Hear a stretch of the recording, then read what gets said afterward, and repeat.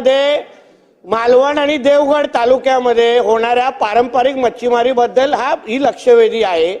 आणि इथे स्पष्ट आहे ज्या पद्धतीने मंत्री महोदय ते उत्तर देतात अध्यक्ष महोदय आमच्या सिंधुदुर्ग जिल्ह्यामध्ये मोठ्या संख्येने पारंपरिक मच्छीमारी होते आणि तिथे सरळ स्पष्ट भूमिका वर्षानुवर्षी एवढीच आहे की पारंपरिक मच्छीमारी झाली पाहिजे, बाकी ही पर्सनेट असो किंवा एलईडी मच्छीमारी ही सिंधुदुर्ग जिल्ह्यामध्ये बंद झाली पाहिजे असं स्पष्ट भूमिका आहे। अध्यक्ष महोदय गेली 10 वर्षापासून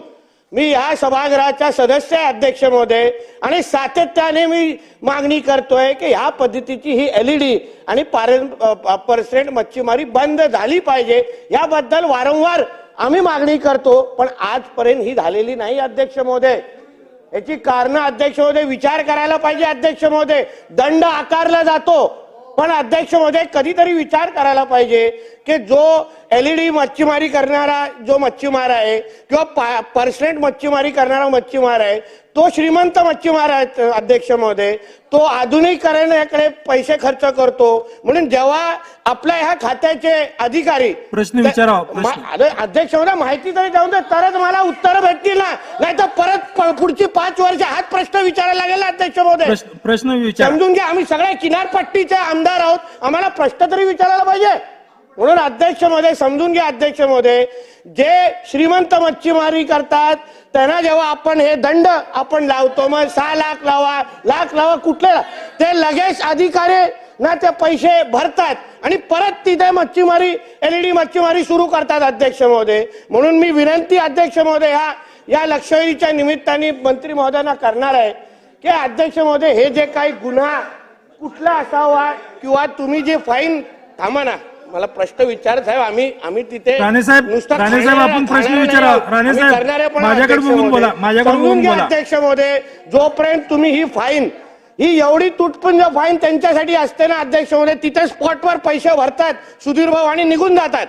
म्हणून ह्या फाईन यात तुम्ही एवढी वाढवा की त्याला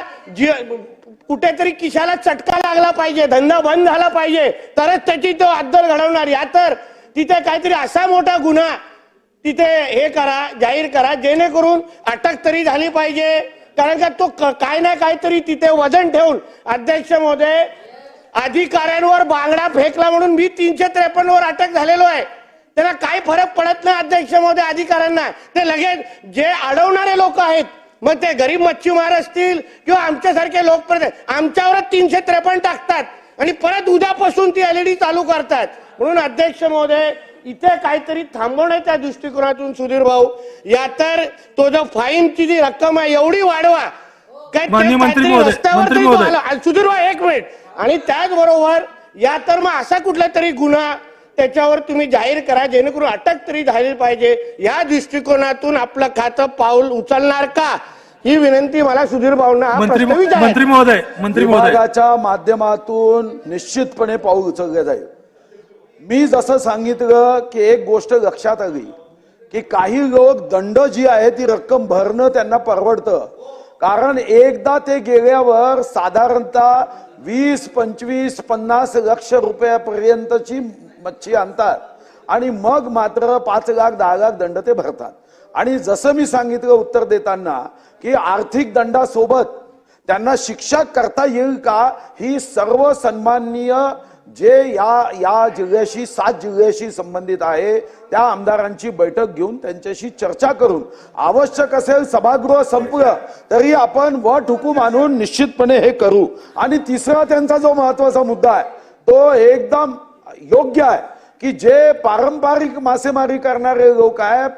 परंपरेने मासेमारी करतात, हे जेव्हा या श्रीमंत मासेमारी करणाऱ्या बोटीच्या विरुद्ध जातात तर यांच्यावर केसेस केले जातात, त्यांना कोणताही फायदा होत नाही। आणि म्हणून आता मी जसं सांगितलं उद्या जर 10 लक्ष रुपये दंड असेल आणि या दंडापैकी अशा पारंपरिक करणाऱ्यांना 2.5 लाख रुपये देता येईल का, 25% दंड हा ट्रेझरीतून त्यांच्या अकाउंटमध्ये देता येईल का, याचाही विचार आपण निश्चितपणे करतोय। कारण गरीब पारंपरिक मच्छीमार हा निश्चितपणे विषमता मुक्त समाजासाठी यांना मदत करणं गरजेचं आहे।